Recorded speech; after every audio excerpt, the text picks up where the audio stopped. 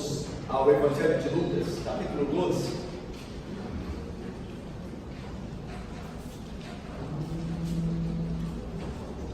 Evangelho de Lucas, capítulo 12.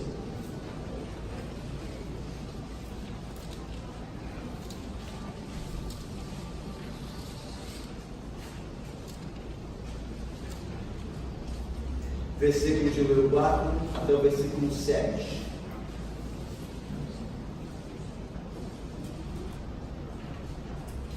Nós vimos, irmãos, que o capítulo 12 de Lucas é um grande discurso de Cristo.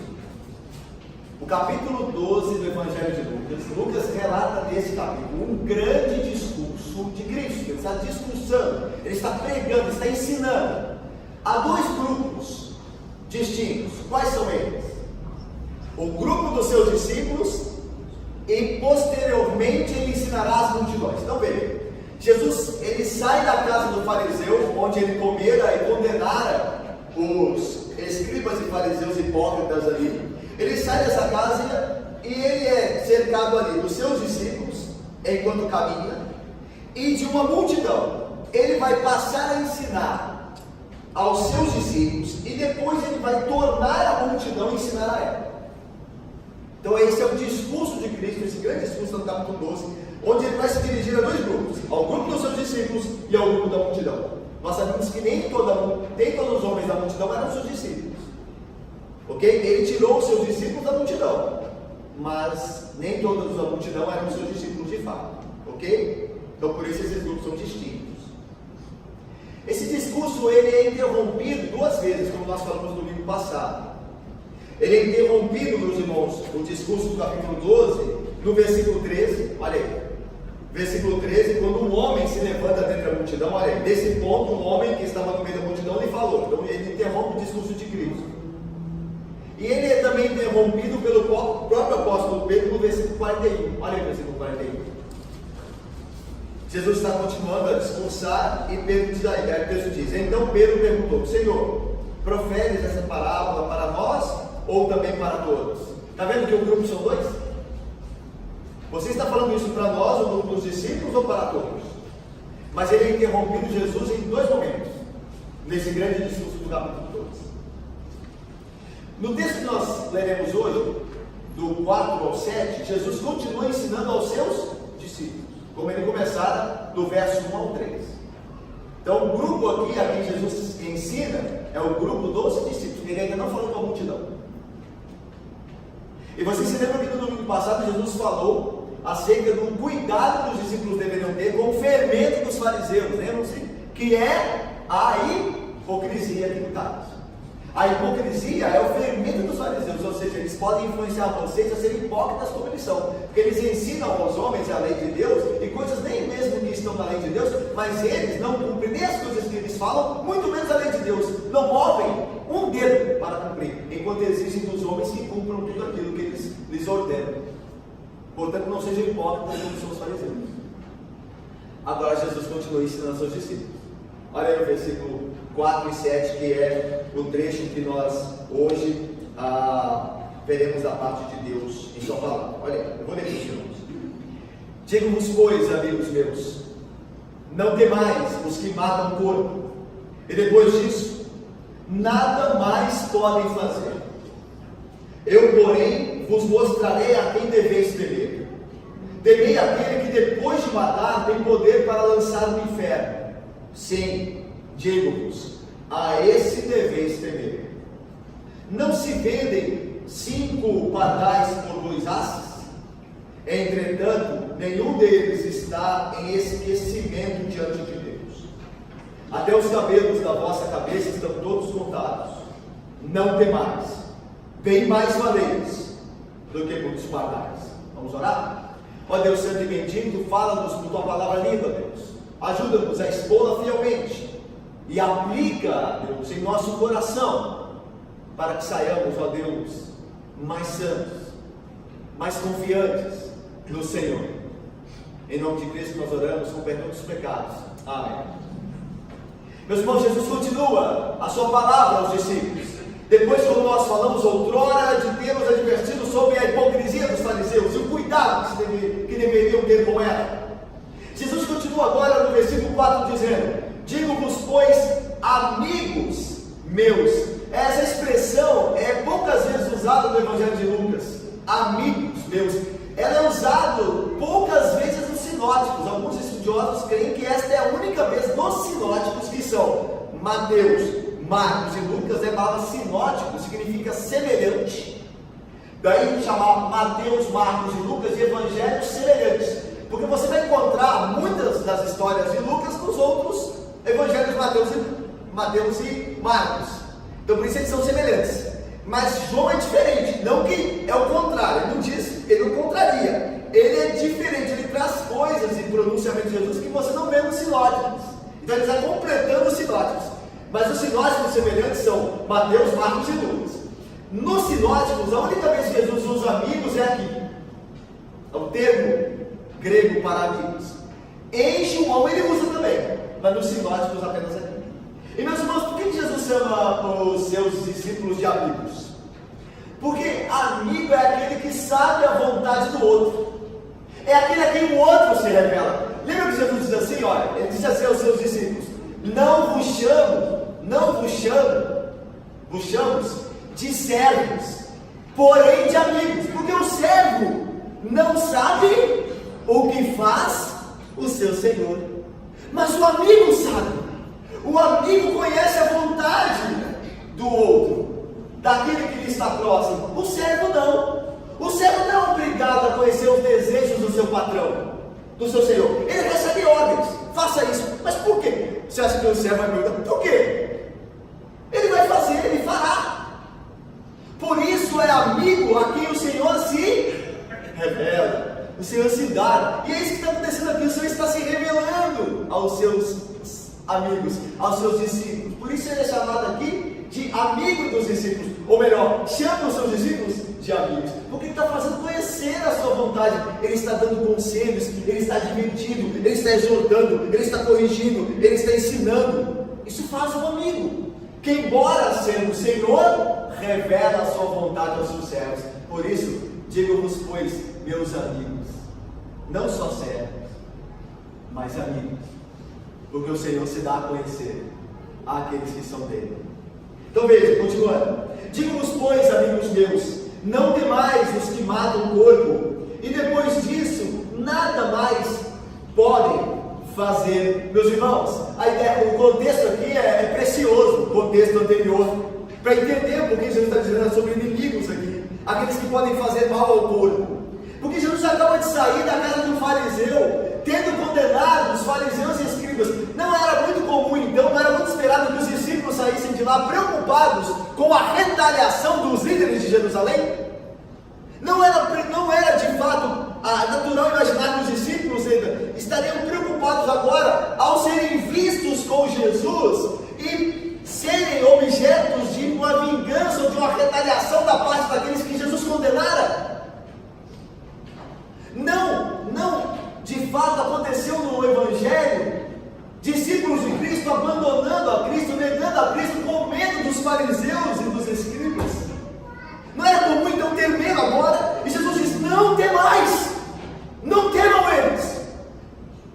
Eles podem matar o corpo de vocês, mas dali em diante nada mais podem fazer. Ou seja, a ideia é, eles matando o corpo definitivamente é tudo que podem fazer contra vocês. O poder deles de ferir os filhos de Deus não vai além disso. E a ideia de Cristo é a seguinte: não os temam então.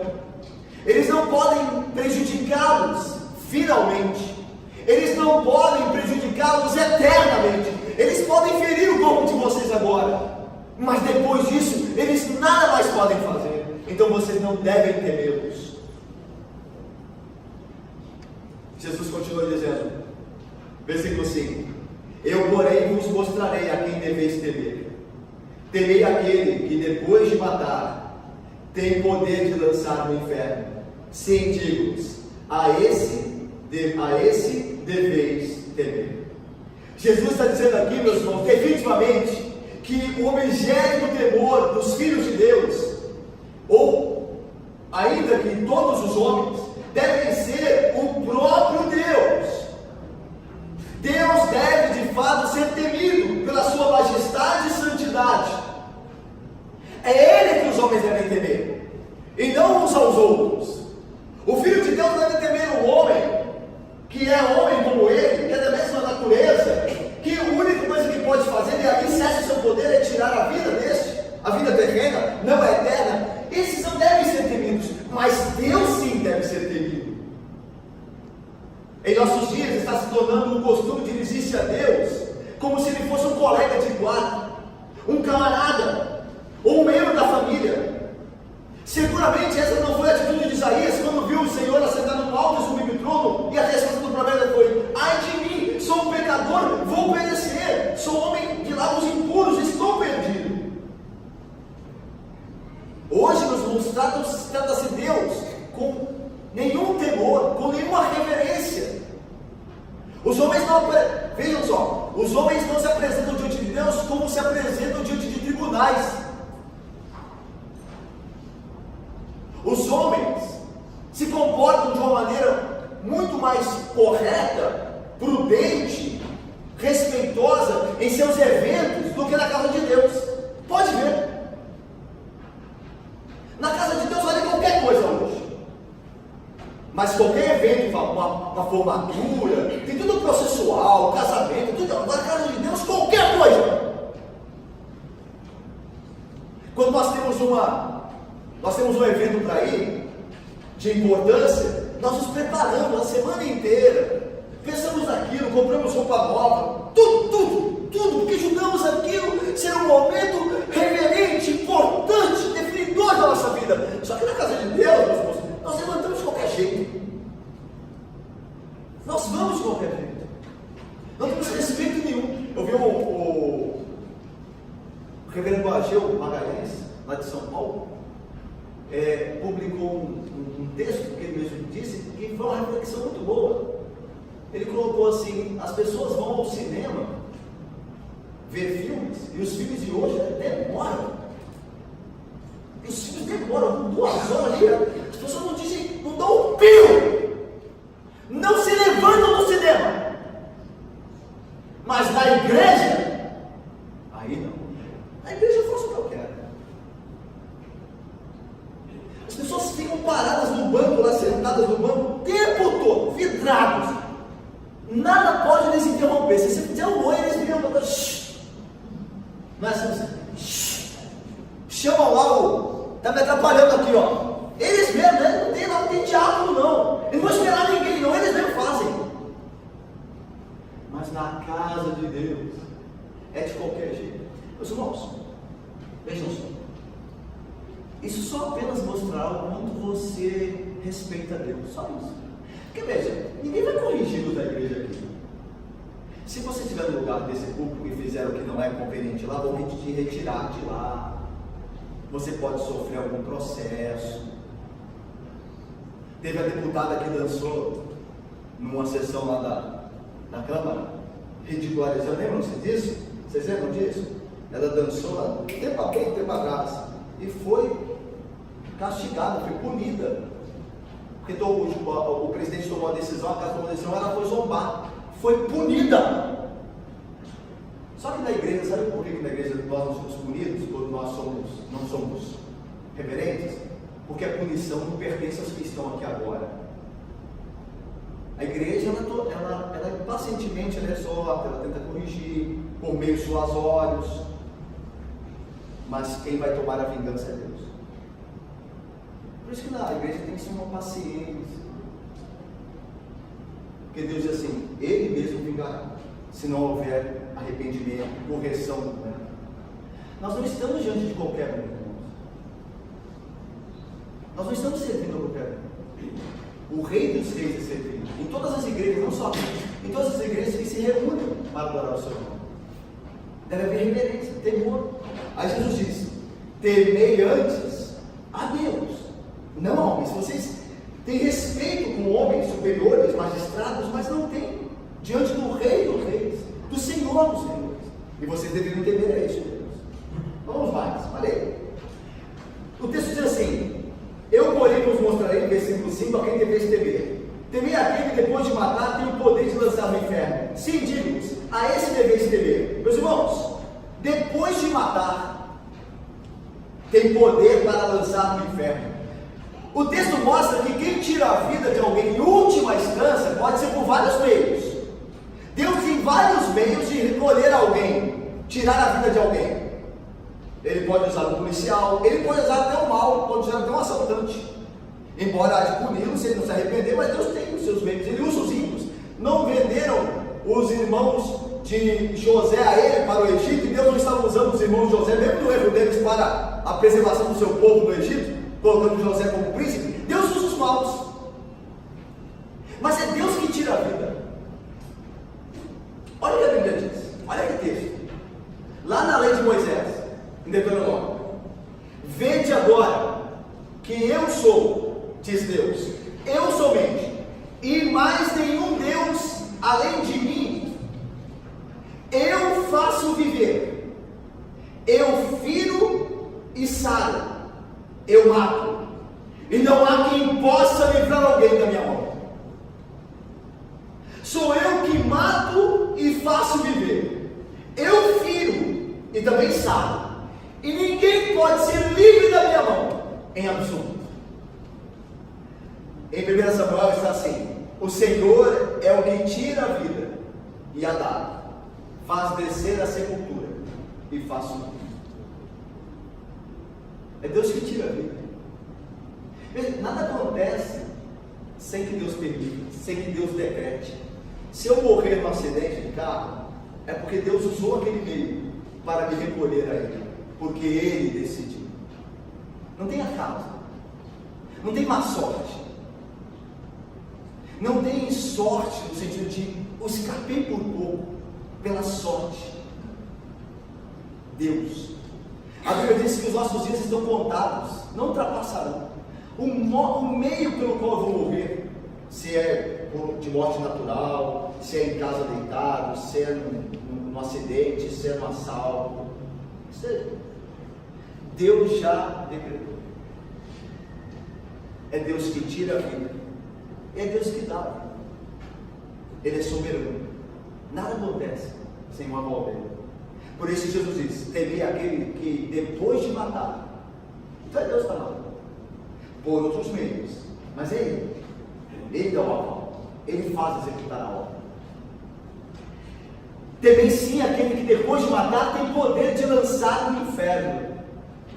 Ou seja, a morte física, meus irmãos, é momentânea, e não pode ser comparada com o poder de precipitar no castigo que jamais terá fim. É por isso que Jesus diz assim: não temeis aqueles que podem fazer mal ao corpo de vocês. Aí alguém poderia dizer assim: mas fazer mal ao meu corpo é mais terrível. Eu ser morto por alguém, ser martirizado, ser crucificado, ser morto massal, isso é terrível. Sim, é terrível se você não comparar com a morte eterna. Mas comparado à morte eterna não é nada. Não temeis o que podem fazer mal ao corpo de vocês, porque comparado ao inferno, isso é nada. Porque a morte é rápida, é momentânea. C.S. Lewis, escrevendo no seu livro O Peso da Glória, escreve aos estudantes da faculdade da Inglaterra, e esses estudantes estavam na faculdade na época da Segunda Guerra Mundial, e muitos amigos desses estudantes tinham ido para o campo da batalha, e estavam se sentindo maus por terem ficado na Inglaterra para estudar. Então eles estavam reclamando: olha, nossos amigos estão morrendo no campo e nós aqui, no conforto. Aí C.S. Lewis escreve uma palestra para eles, consta no livro, o Peso da Glória, e ele diz assim: olha, vocês estão aí achando que seus amigos que estão correndo risco, mas vocês também estão. Porque no campo da batalha, uma bala atravessa o campo e acerta e você nem vê. Nem morte dolorosa você terá. Você não vai nem perceber que morreu. Agora, ter um câncer pode ser uma morte dolorosa. Ou seja, nós todos estamos expostos à morte. Mas as mortes é sempre momentânea comparada ao peso da glória. Ainda que alguém passe por um tratamento de câncer doloroso e seja ceifada a sua vida, o que é isso comparado ao inferno eterno? A eternidade do sofrimento. Então Jesus está dizendo assim: não temam os que podem fazer mal ao seu corpo, temam aquele que antes de matar, pode ter o poder de lançar no inferno. A palavra inferno aqui, a gente já tratou um pouco disso algumas vezes, é Geena. E eu vou passar rápido aqui, porque ele já falou disso. Geena é um termo que se refere ao vale de Gerinom, os filhos de Rinom. Lá em Josué, fala acerca dessa propriedade dos filhos de Rinom, esse vale. Lá em Israel, antigamente, na época dos reis, foi levantado nesse vale um altar a Baal Moloque, a um deus pagão. Lembra que Israel se paganizou? Aí foram a esse vale, que fica próximo de Jerusalém, tá? Esse vale de Geena, ele não é longe de Jerusalém, até hoje ele é conhecido lá. Ele fica ao sul de Jerusalém, sudoeste de Jerusalém, não é longe. Esse vale, foi levantado nesse vale no tempo dos reis, na Bíblia, foi levantado um altar ao deus Baal Moloque. E eram ali sacrificadas crianças. Os 2 reis de Israel sacrificaram filhos ali. Aquele lugar virou maldito por causa disso. Ninguém queria, depois das reformas dos reis piedosos, ninguém queria construir casa nenhuma naquele local. Era um local chamado local de cuspir, local amaldiçoado. Era um vale bonito, viu? O vale de Geena. Mas era um local que ninguém queria construir a casa ali, porque foi um lugar amaldiçoado pelo que aconteceu ali. Pelos deuses, os reis de Israel, alguns deles teriam sacrificado seus próprios filhos a uma divindade pagã. Aí o que aconteceu naquele local? Virou um lixão da cidade. Ninguém queria construir ali. Onde depositava o lixo? Lá. E ali era queimado os lixos. O lixo era queimado ali. Lixo. Alguns corpos de crucificados eram lançados ali para serem consumidos pelo fogo. Daí a fumaça e o mau cheiro eram muito próximos de Jerusalém, então toda a cidadão sentiu. Aí Jesus vai se referir ao vale de Rinom como lugar de tormento, lugar de morte, onde o fogo nunca para, porque o lixo está sendo sempre consumido. E eles olham para aquela direção, está lá a fumaça saindo, nunca para. Aí Jesus diz, onde o fogo arde para sempre. É um símbolo que Jesus usa, que ele vai aplicar. Daí a ideia de Geena, de inferno, onde o tormento não tem fim. Jesus continua. Veja, eu porém, versículo 5, vos mostrarei a quem deveis temer. Temer aquele que depois de matar tem poder para lançar no inferno. Sim, digo-vos, a esse deveis temer. Sim, digo-vos, a esse deveis temer. Esse Deus que pode matar, e não só matar, pode condenar a vida ao inferno eterno, ao sofrimento eterno. Mas agora Jesus faz uma transição, agora no versículo 6 e 7. Mas tem a ver com o mesmo Deus que pode matar e lançar no inferno. É o mesmo Deus, só que é o Deus que, ainda que majestoso e santo, que deve ser temido, respeitado, levado a sério, é o Deus que ama e cuida do seu povo plenamente. É o que Paulo vai dizer na sua carta. Considerai, pois, a severidade de Deus e a sua bondade. Ele é o Deus que mata e lança no inferno, mas é o Deus que para com o seu povo, tem controle total da vida dele, do povo dele, que guarda plenamente o povo dele. É o mesmo Deus. O Deus que deve ser temido é o Deus que deve ser amado. E temor aqui não significa medo. Temor aqui é respeito, é levar a sério, leve a sério o Deus, porque ele tem o poder de matar e lançar no inferno. Esse Deus é sério, mas é um Deus que ama o seu povo. Ele deve ser amado também, porque ele cuida do seu povo de maneira plena. Olha só que 2 versículos belos agora nós vamos encontrar sobre o cuidado providencial de Deus e pleno. Olha aí, versículo 6 e 7, vamos ler juntos, terminando aí? Leamos juntos. Não se vê entretanto, nenhum deles está em esquecimento diante de Deus. Até os cabelos da vossa cabeça estão todos contados. Não temais, nem mais valeis do que muitos pardais. Os pardais, meus irmãos, entre outras aves menores, eram apanhados, mortos, depenados, assados e consumidos. Os pardais eram uma espécie de guloseima gastronômica.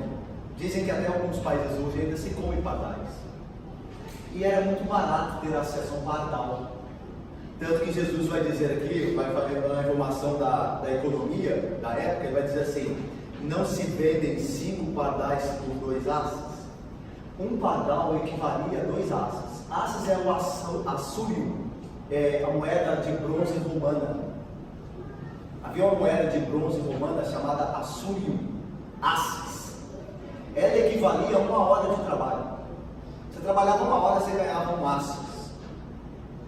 Com 2 asses, você comprava 1 pardal. Com 2 asses, você comprava 4 e ganhava 1 de graça. Daí, não se vendem 5 pardais por 2 asses. 2 asses equivalia a 1 pardal. Você comprava na compra de 4, com 2 asses, você ganhava 1.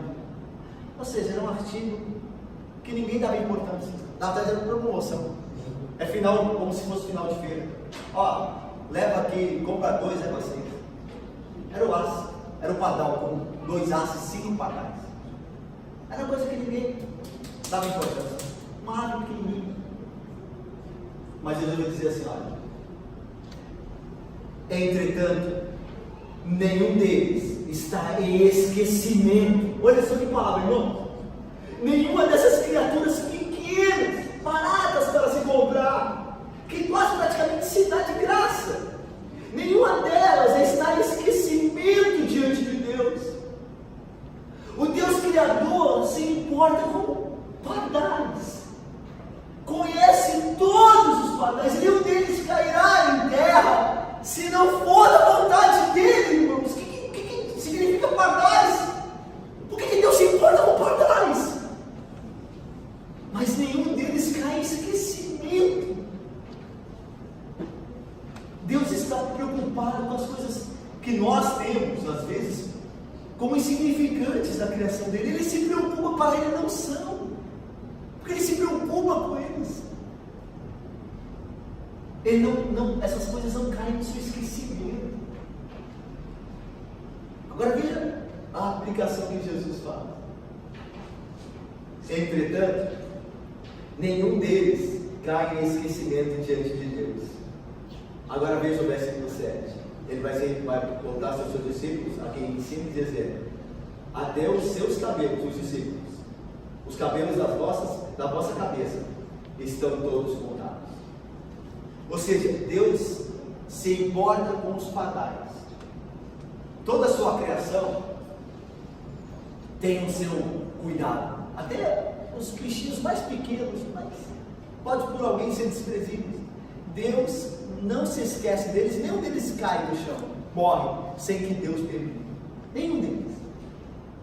Aí Jesus vira as pessoas e diz assim: até o fio do cabelo de você está contado.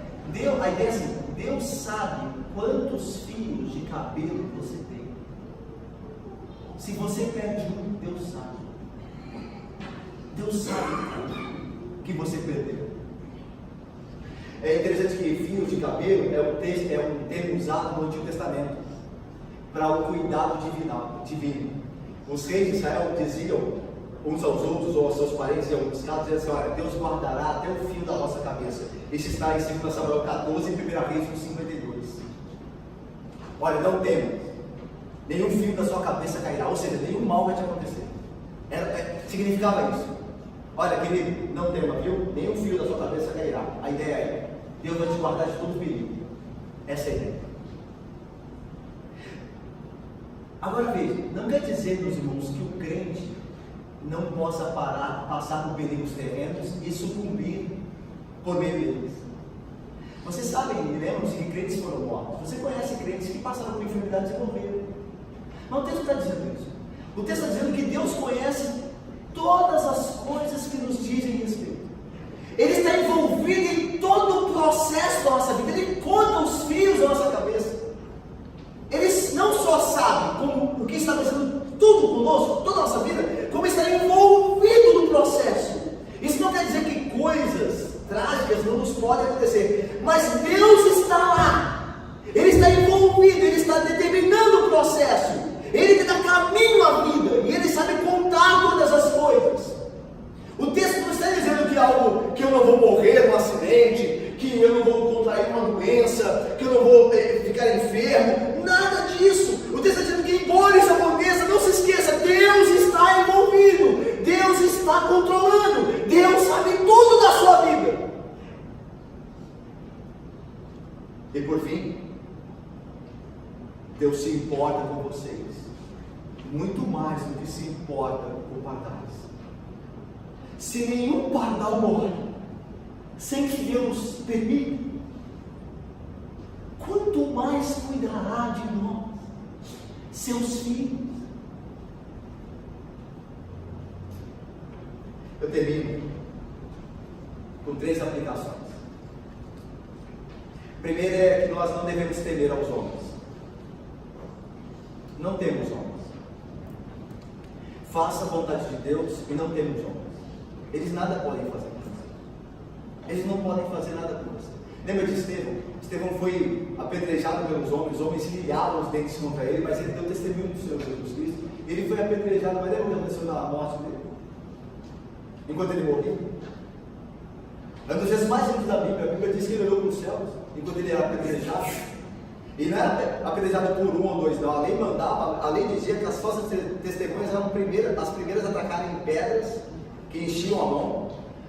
As 2 testemunhas ou mais tacavam a primeira pedra e o povo se reunia para apedrejar o condenado até a morte. E a Bíblia diz que enquanto ele era apedrejado pelo testemunho de Cristo, ele olhou para o céu e viu o céu se abrindo. E viu Jesus Cristo em pé à destra de Deus. É o único lugar da Bíblia, irmãos, o único lugar da Bíblia que você vê Jesus Cristo em pé. Todo lugar na Bíblia, depois da ressurreição, você vê Jesus Cristo assentado à destra de Deus Pai. Mas o único lugar que ele está em pé era para receber Espírito. Porque ele, Jesus Cristo, ama os seus filhos que confessam o seu nome, mesmo em oposição aos homens, que o honram. Lembra que Jesus disse: aquele que me honrar diante dos homens, eu o honrarei diante de meu Pai. E ele se coloca de pé para receber Estevão, porque Estevão está honrando a ele diante dos homens. Estevão estava seguro. Estevão sabia que Jesus tinha controle sobre até os fios de cabelo da cabeça dele, quanto mais o que acontecia com ele naquele momento. Tanto que ele diz assim: Senhor Jesus, recebe o meu Espírito. Vê? O que pode fazer o homem com você? Ele pode te mandar embora do emprego? Deus abre olho para você, meus irmãos. Deus é dono do olho da cara. Deus inclina o coração dos reis.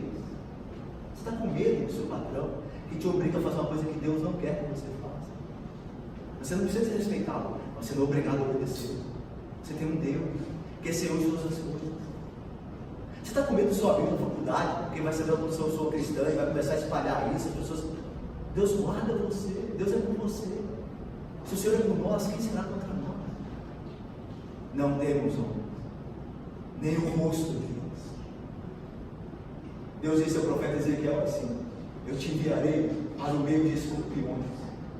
Não os temo, não temo, porque aquele que está conosco ou em nós é maior do que aquele que está no mundo.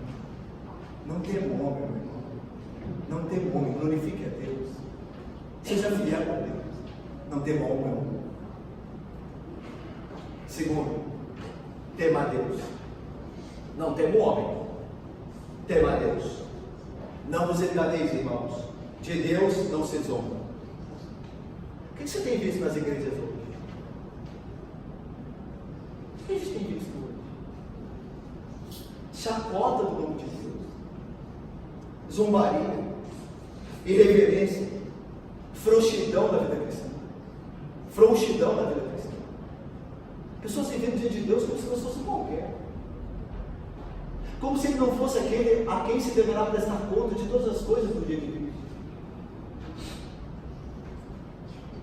Homens e mulheres que pensam que podem viver de qualquer forma, que Deus nunca lhes cobrará, nada lhes acontecerá. O povo de Deus antes é conhecido como um povo que Deus fala e ele treme. O crente é conhecido como alguém que leva a sério a palavra do Senhor, inclusive as suas ameaças. Nós devemos obedecer ao que Josué disse. Agora, pois, temei ao Senhor e servindo com integridade e com fidelidade, e de Deus não se zomba.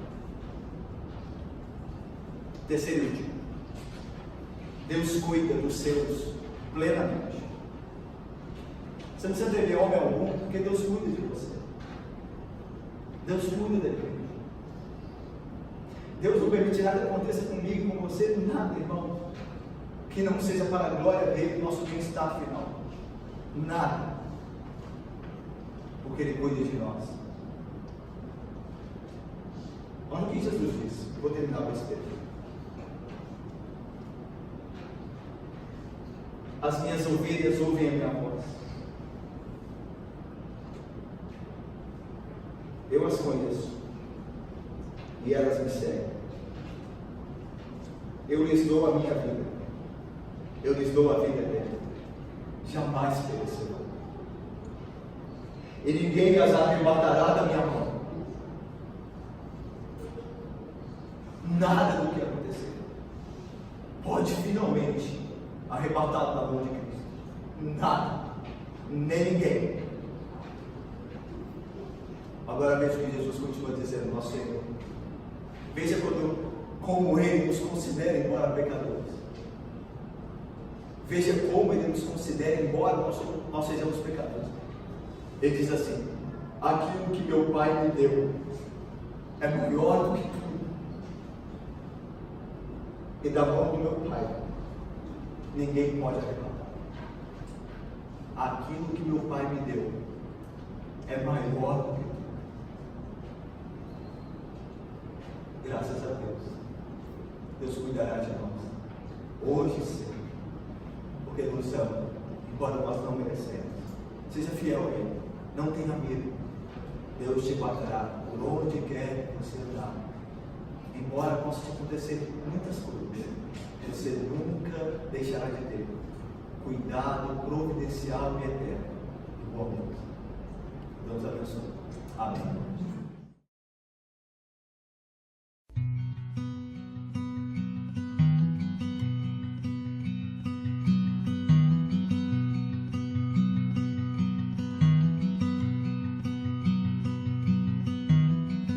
A mighty fortress is our